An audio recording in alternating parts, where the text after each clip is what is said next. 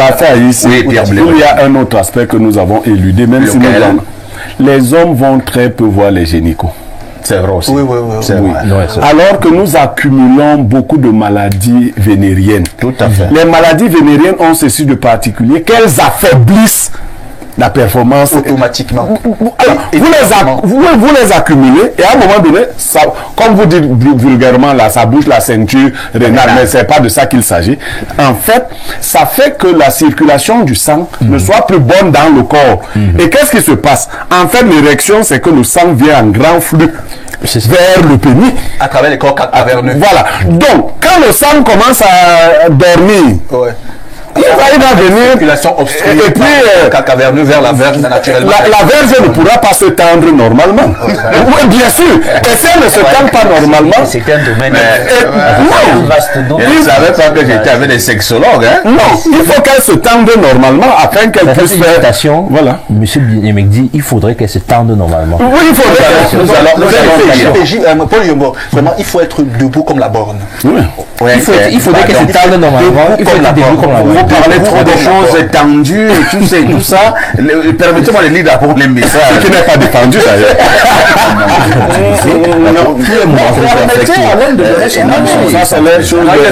Permettez à l'eau à ce monsieur de donner son avis. Permettez à ce monsieur de donner son avis. Oui. Et il dit donc que le monsieur peut aussi faire recours à des gadgets, car aujourd'hui il y a des outils artificiels qu'un homme peut utiliser pour mettre sa femme à l'aise et l'envoyer au 7e ciel sans problème, même s'il est faible sexuellement. Cette solution, la femme n'a donc pas besoin de toi pour ces outils. Alors, Mathieu l'a pas fait. Non, vraiment. En plus, il parle de magie. Non, il va même. Non, il faut pas faire. Quand la chose se passe mal, il faut qu'on corrige. Il parle des outils, des sex toys. Vous savez, le danger avec les sex toys, surtout les sexes masculins que les femmes utilisent, c'est que ça fait deux choses. Ça vous crée une excitation artificielle très poussée, que le sexe normal ne peut pas provoquer. Ça désensibilise. Ça fait donc que si vous arrêtez d'utiliser le sexe artificiel, le sexe normal ne pourra plus vous exciter. Donc c'est faut éviter ça. La honte tue plus que la maladie. Il faut que les hommes en parlent. Parce que généralement on se dit que c'est tabou. Faut pas être iconoclaste, il faut parler. Parce que les mots, on les soigne. Il y en a qui sont malades et qui n'en parlent pas. Ils meurent dans leur... Les hommes sont même menteurs. En général, quand on est assis entre nous, chacun dit qu'il est fort ou facile. Et ta femme te regarde que... C'est vrai. Bernardo, la dénonciation de ce vendredi. Parfait, ici, aujourd'hui, on dénonce une situation assez particulière parce que j'ai été appelé par une dame qui se plaint, qui dénonce le comportement de son mari. Elle m'a dit, ça fait 20 ans qu'ils sont mariés, le mari a 50 ans à présent, il avait 30 ans quand il se mariait, elle avait 25 ans, donc elle a 45 ans maintenant. Elle me dit que depuis 6 ans, son mari et elle n'arrivent plus à avoir des rapports sexuels de qualité. qu'elle constate. Ils ont quand même des rapports sexuels, oui, mais pas de qualité. Oui, que le mari en fait ont des rapports sexuels une fois toutes les 3 semaines et même pendant le rapport, il n'a pas une vraie érection. Ça, c'est ce qu'elle me dit. Et elle me dit qu'elle a pris sur elle de lui en parler, en lui disant que mon chéri, tu vois, j'ai l'impression que depuis quelque temps, tu n'as plus d'érection et je pense que tu devrais te faire soigner. Et le monsieur lui a dit, moi, je ne fais pas de la compétition sexuelle. Moi, je ne suis pas un compétiteur, je ne cherche pas à avoir des performances sur toi. Il n'est pas aux Jeux Olympiques. Ouais, si ça ne te plaît pas vraiment, tu peux aller te chercher dehors. Elle me fait comprendre qu'elle n'a pas l'éducation d'une femme qui va d'homme en homme. C'est pour ça qu'elle a pris sur elle de lui parler, en lui faisant comprendre qu'elle veut son homme et elle ne veut pas forcément aller dehors. Du coup, elle souhaite qu'il se rétablisse. Elle m'a dit qu'elle lui a fait comprendre qu'elle pense bien qu'à 5 ans, elle ne peut pas être aussi performante qu'à 30 ans, mais qu'elle pense quand même qu'il y a quelque chose à maintenir dans la relation. Donc, elle est vraiment très embarrassée par ça. Elle était gênée quand elle me parlait. Elle a souhaité que ce matin, les démineurs lui suggèrent des pistes de réflexion pour sortir de la situation qui, visiblement, lui pose beaucoup de problèmes. Bernardo, tes dénonciations, les toi. Sauf que vous savez que je ne dénonce rien de fictif. Je sais pas ce qu'il est. Vous dites que le monsieur a 50 ans. 50 ans. Et la dame a 45 ans. 20 ans de mariage. Ils ont des rapports sexuels depuis 6 ans, mais ce ne sont plus de rapports de qualité. C'est une fois toutes les 3 semaines. Et pour cette fois-là, le mari n'a même pas de bonne érection. Elle m'a dit qu'il n'a pratiquement pas d'érection. Lui fait alors quoi quand il n'a pas l'érection?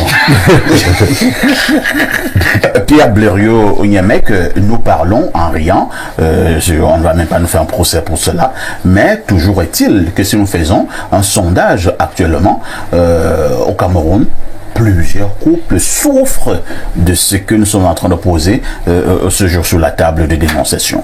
Mais vous dites en riant, c'est l'un des problèmes les plus récurrents dans les couples, jeunes comme vieux. Non, Jean Yombo a décrit beaucoup de choses, mais il y a ce qu'on appelle l'habitus dans la pratique sexuelle, c'est-à-dire la monotonie. Si vous êtes tout le temps ensemble, vous faites les mêmes choses. Et lui parlait de tradition. Je donne quelques petites pistes en tradition. Quand on a les moyens, il faut éviter de dormir toutes les nuits avec sa femme dans la même chambre. Quand on peut s'offrir deux espaces. Ça fait qu'au moment où votre femme vous rejoint, ou que vous la rejoignez, ou que vous la surprenez, un désir peut naître. Parce que ce que les gens ne comprennent pas, le fait de voir votre femme nue tout le temps, elle monte et descend, ça a le même effet qu'il décrivait avec... À un moment donné, vous êtes obligé de faire du triadisme sexuel. Ça veut dire quoi? C'est-à-dire pour être en érection, vous pensez à une autre femme qui n'est pas là. Mais votre femme ne sait même pas. Oui, parce que ça ne suffit plus. C'est l'effet de surprise aussi qui provoque le désir. C'est pour cela, et les hommes croient donc que la solution c'est d'aller de femmes ou de changer les partenaires. L'effet de surprise, la monotonie tue le désir. Ça c'est l'un des grands facteurs. Et vous voyez, la monotonie crée par exemple les systèmes mécaniques. Est-ce qu'on programme de faire l'amour toutes les 3 semaines? Oui, il est déjà dans le milieu. Non, on attend 3 semaines. Et c'est quand les 3 semaines arrivent, il y a un chronogramme. Voilà, c'est après 3 semaines. C'était le planning sexuel. Vous voyez, quand les 3 semaines arrivent, peut-être que la femme n'est même pas dans les meilleures dispositions, ainsi de suite. Non. Il faut qu'on recrée le désir sexuel chez l'homme. Donc, il faut que la femme elle-même fasse des variations. Est-ce qu'elle se reproche des choses elle-même? Parce que il peut savoir peut-être voir en changeant de petites tenues, ainsi de suite. Bon, quand on a 25 ans, on n'a pas la même présentation physique que lorsqu'on a 45 ans. Est-ce qu'elle s'est laissée aller? Parfois c'est l'hygiène même. Vous l'avez vu physiquement? Non. Bon, est-ce qu'elle s'est laissée aller? Parce que si elle est encore attrayante. Bon, il y a aussi la question de l'hygiène. Il y a des hommes qui ne parlent pas à leur femme. C'est-à-dire ils rencontrent des obstacles. Par exemple, la question des odeurs et autres, ils ne lui disent pas que maman, il faut que tu ailles régler cette question. Il commence à subir. Mais en subissant, il perd au fur et à mesure le désir. Donc, il faut lui dire que non, maman, il y a une nouvelle odeur que j'ai suivie là qui n'est pas bonne. Il faut régler ça. Non, il faut lui dire. Quand on va te dire qu'il y a un problème de pudeur, il ne veut pas blesser sa femme. Non, ce n'est pas pendant que vous faites l'acte. Supportez pendant que vous faites l'acte. Mais après, non, après, je vous dis complètement ce qu'il faut faire. Après, dites-lui que, tu vois, mes performances aujourd'hui n'étaient pas les mêmes qu'hier, qu'avant-hier. C'est qu'en fait, des choses, par exemple, quand une femme a trop de pertes blanches, vous êtes sûr que il faut leur dire, autant les femmes se plaignent de nous, autant nous pouvons nous plaindre d'elles. Oui. Que le chemin n'étant pas très bien préparé, mes performances en prennent un coup. Donc, non, il faut veiller à la santé vaginale de son épouse pour la qualité du rapport sexuel. Parce que le milieu dans lequel vous entrez, s'il n'est pas accueillant, je vous assure, un milieu hostile. Oui, si c'est un milieu hostile, vos performances chutent. D'ailleurs, je vais sortir en vous racontant une anecdote. Dans ma jeunesse, j'avais essayé avec une collègue comme ça, et puis c'était pas bon. J'ai arrêté. Elle a raconté partout que je n'étais pas fort. Bon, tu n'étais pas fort? Oui, je l'ai laissé parce que moi, je ne voulais pas la dénigrer. Je ne voulais pas la dénigrer. Elle a insisté et une autre collègue a voulu vérifier. Tellement elle en parlait. Une autre collègue a voulu vérifier. Et quand l'autre collègue a vérifié, chaque fois que la première voulait me dénigrer, la deuxième disait non, tu mens. Comment tu sais que je mens? Puis finalement, elle lui a dit que non, tu devais avoir un problème. Donc toi, tu passes le temps à aller avec tes collègues. Ce qui n'est pas interdit.